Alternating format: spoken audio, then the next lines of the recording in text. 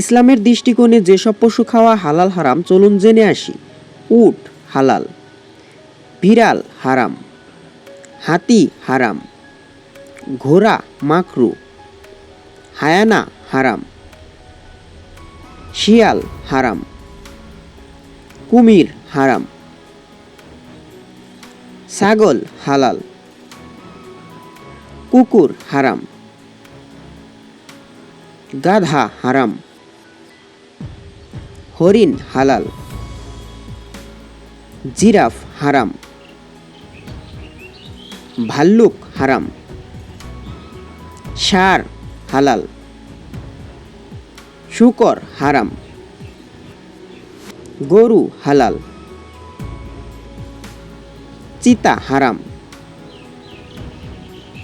খরগোশ হালাল,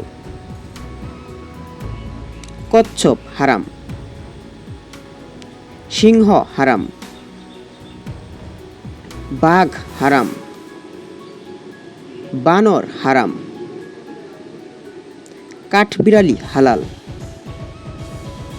ইঁদুর হারাম, ভেড়া হালাল, বেজি হারাম, খাটাস হারাম, বনবিড়াল হারাম, ব্যাঙ হারাম, মহিষ হালাল, সাপ হারাম,